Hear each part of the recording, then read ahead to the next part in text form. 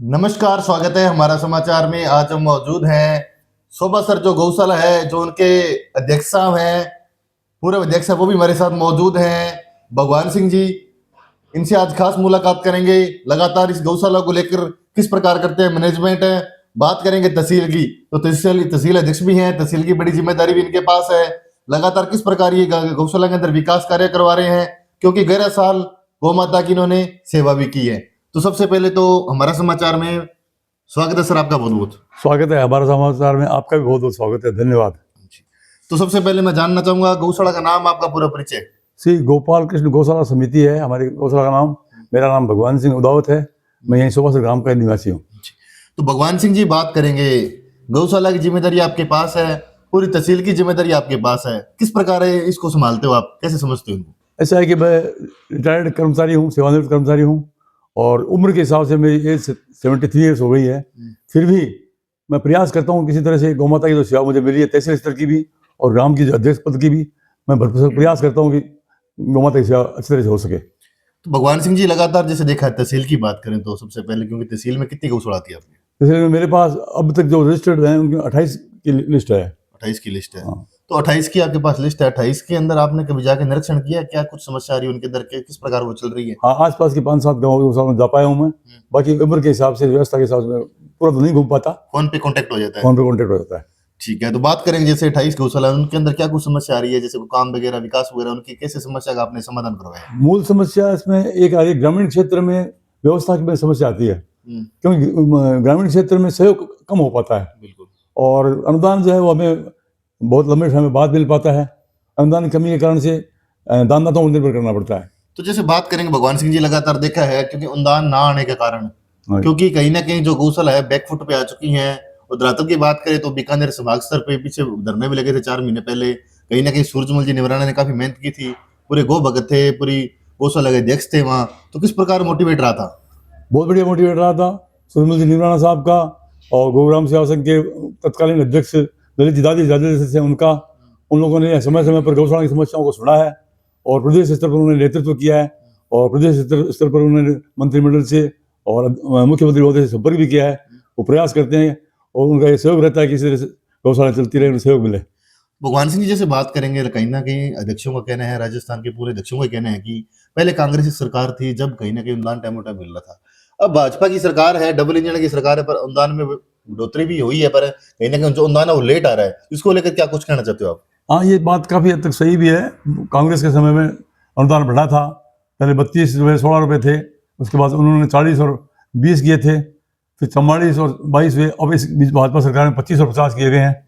लेकिन अनुदान थोड़ा लेट तो मिल रहा है, इस कारण से गौशालाओं में समस्या बढ़ रही है, क्योंकि उधार करनी पड़ती है, और उधार का पैसा चुके बिना नया चारा मिल नहीं पा रहा है। तो जैसे बात करेंगे, अभी आप अपनी शोभा सर जो गौशाला है, इसके भी अध्यक्ष चुने गए हो, 3-4 महीने हो गए, और किस प्रकार की खुशी थी, कैसा उत्साह था लोगों को, कहीं ना कहीं आपको एक बड़ी जिम्मेदारी दी है वो भी? हाँ, ऐसा है कि हमारे किशन लाल जी जांगीड़ मेरे पार्षद में बैठे हैं, पहले अध्यक्ष प्रारंभ से हैं, और मैं प्रारंभ से सचिव रहा हूँ। तो कुछ इनके स्वास्थ्य की कमी व्यवस्था के कारण से इन्होंने एक बार असमर्थता जाहिर की, इसलिए हमारे यहाँ चुनाव नहीं होती, सर्वसम्मति से तय होता है। तो कितनी गौमाता है यहाँ? लगभग 330-35 गौ है। तो गांव का कैसे सहयोग रहता है, भामा साहब का कैसे सहयोग रहता है? भामा साहब का सहयोग भी है, थोड़ा आंशिक रूप से गाँव का भी है, और कुछ सालासर के अंदर पुजारी परिवार है 5-4, वो भी सहयोग करते हैं, तभी काम चल पाता है। खाली अनुदान से तो काम चल नहीं पाता। तो टोटल अनुदान कितना आ रहा है यहाँ? टोटल अनुदान अभी वर्तमान में जो हम अप्लाई कर रहे हैं, अभी 328 लाख रुपए का अप्लाई कर रहे हैं हम, और पीछे अनुदान लगभग 13.5 लाख का है, जो हमारा अप्रैल से जून तक अभी आया नहीं है।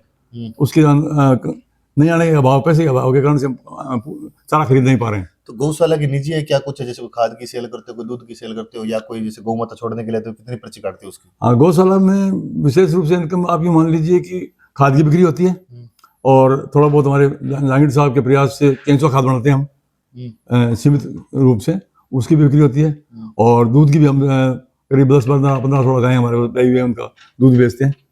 ठीक है, तो हमारे साथ जुड़ चुके हैं जो पूर्व में अध्यक्ष थे इस गौशाला के। आज इनसे ही बातचीत की जाए। इनकी भी काफी एज चुकी है, एज हो चुकी है कहीं ना कहीं। इस एज के अंदर तो कहीं ना कहीं लोग घरों में सोते हैं, रेस्ट करते हैं। आज ये भी देख लो, गौ माता की सेवा करते हैं। तो नमस्कार जी, राम राम। हाँ, नमस्कार। तो क्या कुछ कहना चाहते हो? बिल्कुल इतने साल सेवा की आपने गौ माता की, किस प्रकार फील हुआ, कैसी खुशी मिली, कैसा उत्साह मिला आपको?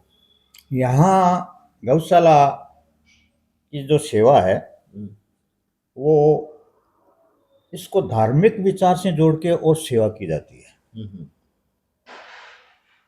तो फर्स्ट में यहाँ पर 15 के अंदर हमने ये गौशाला का प्रोग्राम बनाया था और इसको चालू किया है। तो उस टाइम से ही कुछ देखो ऐसा है, धार्मिक जो कोई भी काम होता है उसमें कठिनाई जरूर आती वो है, तो समस्या तो आती है, बिल्कुल समस्या आती है। तो उसके हिसाब से हमने इनका समस्या का भी हमने किया है, समाधान किया है, समस्या का भी समाधान किया है। और विकास के बारे में ऐसी बात है कि हमारे गौशाला के में ही सहयोग के लिए सालासर पुजारी परिवार का हमारे बहुत बड़ा सहयोग है। अच्छा, पुजारी परिवार का? हाँ, सालासर पुजारी परिवार का बहुत बड़ा सहयोग है।